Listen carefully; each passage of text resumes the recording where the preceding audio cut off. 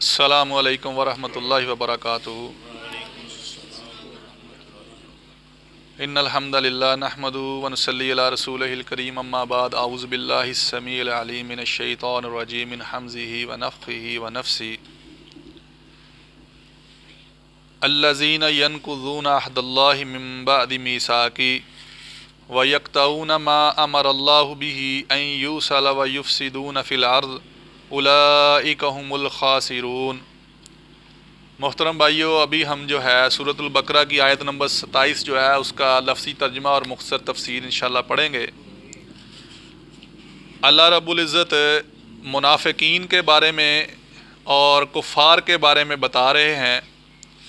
اللہ رب العزت بتاتے ہیں الذین، وہ لوگ، ینقضون، جو توڑتے ہیں، عہد اللہ، اللہ کے عہد کو، من بعد اس کے، میثاقہ ہی، اس کے پختہ کر لینے کے بعد، وَيَقْطَعُونَ، اور کاٹتے ہیں، ما، اس چیز کو، امر اللہ، جس کا حکم دیا اللہ نے، بھی، ساتھ اس کے، ان یوصل، یہ کہ جوڑے رکھیں، وَيُفْسِدُونَ، اور وہ فساد کرتے ہیں، فی الارض، زمین میں، اولئک، یہی ہیں وہ، ہم الخاسرون، وہی خسارہ اٹھانے والے ہیں۔ محترم بھائیو، یہاں پر فاسقین کی 3 صفتیں بیان کی گئی ہیں، 3 خصلتیں بیان کی گئی ہیں۔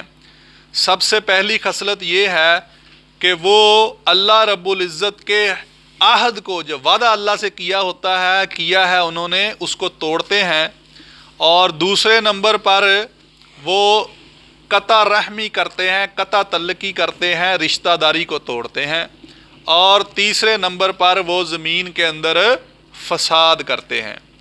یہ فاسقین کی 3 علامتیں اس آیت میں اللہ رب العزت نے واضح کی ہیں۔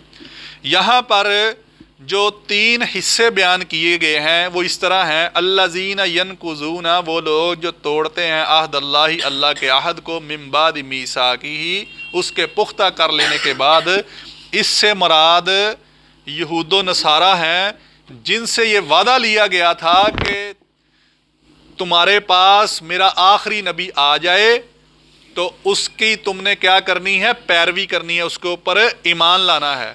تو ان لوگوں کو یہ معلوم تھا، ان کی شریعتوں میں پہلے بتایا گیا تھا، لیکن انہوں نے اللہ کے ساتھ وعدہ کرنے کے بعد اس وعدے کو توڑ دیا۔ تو اس کا تذکرہ اللہ رب العزت نے فرمایا۔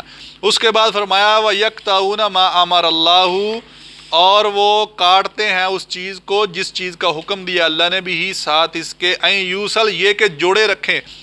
یہ مشرکین کے متعلق ہے، جو مشرکین مکہ تھے، یہ ان کے متعلق یہ حصہ ہے کہ وہ قطع تعلقی، قطع رحمی کی، انہوں نے رشتہ داری کو توڑا۔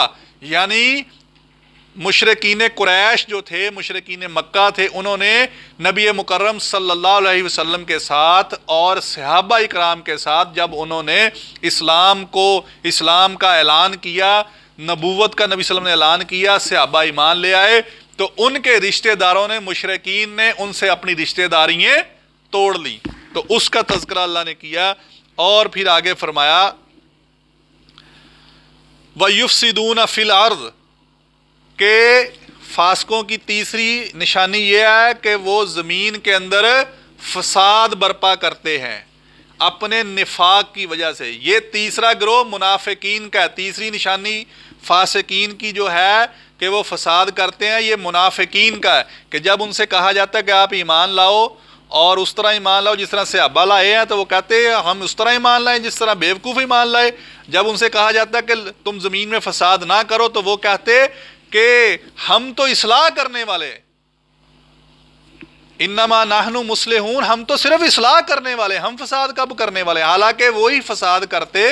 فساد کیا تھا کہ اسلام کے خلاف، مسلمانوں کے خلاف وہ سازشیں کرتے، کوئی موقع ہاتھ سے نہ جانے دیتے اسلام کو نقصان پہنچانے والا۔ تو یہ تیسری صفت، جو تیسری خصلت وہ فاسقین کی یہ بیان کی گئی کہ وہ زمین میں فساد کرتے ہیں۔ اور آگے فرمایا پھر اولئک ھم الخاسرون، یہی ہیں وہ لوگ، وہی خسارہ اٹھانے والے ہیں۔ یعنی یہ تینوں صفتیں رکھنے والے یہود و نصارہ بھی، مشرکین بھی اور منافقین بھی، یہ سارے کے سارے یہی لوگ ہیں، اور یہی لوگ جو ہیں وہ خسارہ اٹھانے والے ہیں۔ دنیا میں بھی گھاٹے کا سودا ہے ان کا، دنیا میں بھی وہ خسارے میں ہیں، اور آخرت میں بھی ان کا کوئی حصہ نہیں ہے اور وہ خسارے میں ہیں۔ اللہ تعالیٰ سے دعا ہے اللہ تعالیٰ ہمیں قرآن کو سمجھنے کی توفیق عطا فرمائے اور اس پر عمل کرنے کی توفیق عطا فرمائے۔ وآخر دعوانا ان الحمد للہ رب العالمین۔